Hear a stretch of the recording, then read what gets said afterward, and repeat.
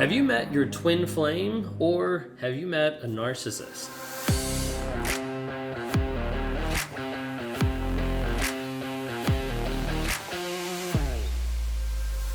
Hi, if you guys are new here, my name is Ben Taylor. I'm the founder of Raw Motivations, the creator of the NARC app, and your guide in the 45-day Clarity Challenge that you can access here at claritychallenge.net. Today is one of the first days that registrations open up leading up into 2023. If you like what you see here, talking about narcissism, narcissistic abuse, anything like that, narcissism related, please subscribe. Hit that little notification and be able to see when we release a new video. We're releasing new videos every single day. You don't want to miss out. Today we want to talk about twin flames. Have you heard that phrase? Do you know what it actually is? Well, falling in love with your twin flame can seem really amazing and can seem like the best thing ever until it's not. You might have something where you've gotten involved with someone that felt like a twin flame, felt like your soulmate, the person you're supposed to be with for the rest of your life, but what's actually going on there? Today, I want to go through and actually tell you a little bit of what twin flames actually look like, and then also see some of the pitfalls of it being in a narcissistic way that sometimes can confuse people about what's actually going on. So, in order to figure out what's actually going on when we talk about twin flames, we look some stuff up about twin flames that we want to bring to the table. So we actually have a link that I'll have in here from brides.com, but it's going through and it gives 8 different things that you might be able to identify of like, hey, if this matches up, you might be dealing with someone who is your twin flame. This might be someone that you met, that you fell in love with, and then all of a sudden it's like toxic and you're like, what's going on? Okay, so we're going to dive into what is a twin flame and then how does this actually match up when we're talking about narcissism. Well, it goes into 8 different things. Number 1 says, in order to know that it's your twin flame, you'll have instant recognition. It's almost like your attraction is like in tune. It's like this instant bond. It's this instant connection of like, oh my gosh, this is the best thing ever. We are the soulmates. We are the best thing ever. Okay, that instant recognition of like, this person, they get me. Like, I know this is what's going on. The second thing is they say intense emotions. Now, with these intense emotions, it's the idea of them being stronger than you ever experienced. It's been a high and a low sometimes of, wait, this is really good and maybe this is really bad, but it's going to feel more intense than what it's ever felt before in your life. The idea of having a twin flame means that there's going to be giant sections of being really connected, and that means really good moments and, really tough moments along the way as well. The third thing that they bring up is this idea of synchronicity. Hopefully I said it right. And this is the idea of having these shared interests, shared coincidences, a lot of different things that have happened in the past. The hard thing with dealing with a narcissist is a lot of times those shared coincidences and shared things aren't always actually real. But sometimes they're things that they've brought up or that they've made or manufactured to make them feel a little bit more like they're connected with you when that's not the case.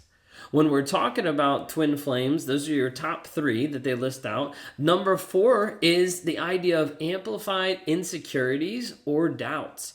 This is the idea that the other person might be mirroring you. Now, it's talking in the twin flame aspect. It's talking not in a toxic way. It's just saying, hey, this person is the mirror version of you. Like they are your other half. They're the other person to you that completes you. But it also might be someone who's actually showing you your faults and your flaws. And so a lot of times when they're talking about twin flame, it's supposed to be the idea that this person here is engaging with you in a different way to help reveal the things inside you that you need to fix and that you need to work on.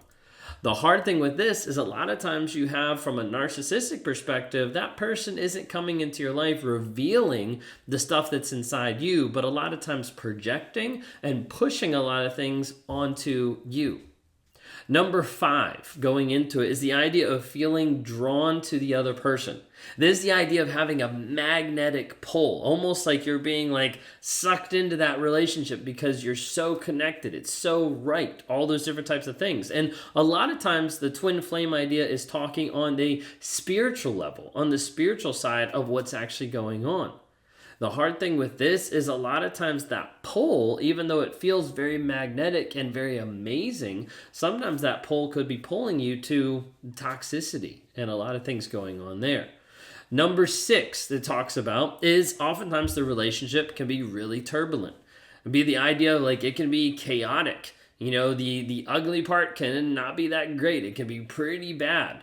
And sometimes it's kind of like wondering, like, wait a second, is this what I'm supposed to be doing? Is this what I'm not supposed to be doing? Which leads to number 7 that it talks about of identifying twin flames, which is the idea of it being on or off again. Of like what's actually real. Like this is great, but this isn't great. And going back and forth. And then number 8 is the idea of, as a twin flame, the goal would be that the other person is inspiring you to be a better person. It's the idea of having untapped potential, and that person is helping bring that out and is helping that grow. It gives a lot of the ideas about spiritual growth in that aspect. Okay? Well, as you think about that, does that kind of resonate at all? Of like, have you found a twin flame or have you found a narcissist? Is the person that's in your life exemplifying some of these characteristics, some of the things that are happening, but you're like, wait a second, this actually isn't someone who's bettering me or helping me, but maybe someone who's actually quite toxic. A lot of times people think that there is a twin flame, that there is a person out there to be super connected with.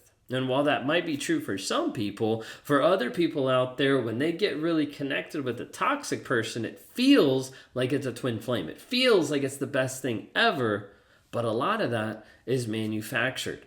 A lot of those things that we listed, those 8 different traits, are very much narcissistic goals of, I need to be able to connect with you and to be able to get this to a certain level. I need to be able to get it so that you instantly recognize that we have a bond that nobody else has. I need to be able to create these highs and these lows, these intense emotions, so you feel like we're connected on a whole different level.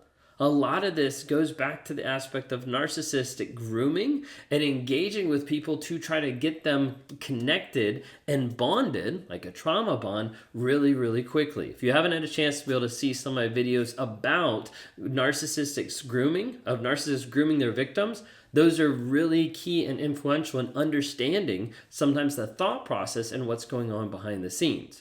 You see, oftentimes narcissists mirror you.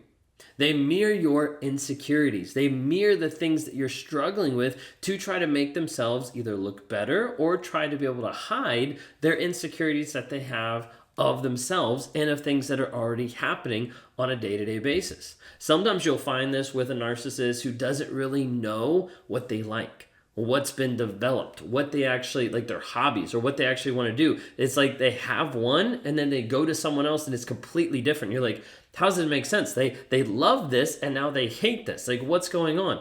It's because a narcissist doesn't really care either way about what they're actually doing, about what they're looking at. But what they do is they latch on to someone else.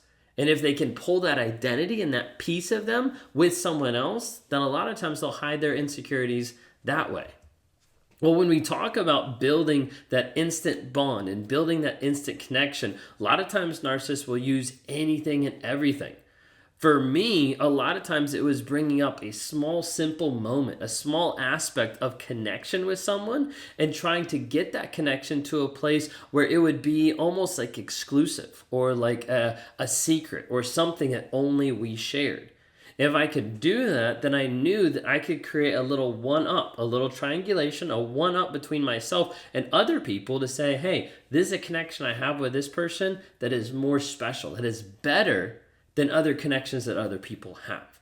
A lot of it goes back to that connection, that control, and try to be able to do this. Well, the idea of the twin flames, a lot of times when people lock into that, it ties them into the idea that people are created to be together, that you have one person out there or this is the best person. And a lot of times it doesn't match up that way. So last but not least, I want to kind of touch into the idea that just being the same and like identifying like we have the same values, all this stuff, it's amazing, does not mean to tolerate abuse. Oftentimes people are struggling with the thought or reality that can actually like move them to like help go to the next level because they're like, wait a second, we're so connected. I love this person so much. I don't want to let go of this. But oftentimes this has turned really toxic and people don't want to actually acknowledge that or actually admit what's going on. Does any of this resonate with you today? Is this anything that you're like, wait a second, this kind of makes me question. I thought this person was my twin flame. I thought this person was a super high on the connected scale, but it turns out they might have just been a narcissist because of all the toxicity that they brought in. If this is something that you're identifying with and you're like realizing like, wait a second, I'm seeing this a little bit different, I want to encourage you to reach out for help. We've developed a program called the 45-Day Clarity Challenge that as of today, when this video is releasing, is now open for registration for 1 week. We've got a period of 7 days where you can actually reach out and register for the 45-Day Clarity Challenge to help you get free from toxicity and help you get free from abuse. Now, this doesn't just mean you have to be physically free. We're talking mentally free. And it's a process of 45 days of logging in each day, of going through with a group of like-minded people who are also going through the same shit that you're going through at the same time. Will you find yourself? Will you understand who you are? Will you get back the you that used to be before the toxicity? 2023 is coming up fast. It's a new year to find the new you. Make that choice today and get free from toxicity. I hope you guys will join us. We're super excited. We'll be launching this again for a short period of time. You've got 7 days from the start of this video to be able to sign up. You can go to claritychallenge.net. Would love to be able to help you as you continue to heal, grow, and change in that environment.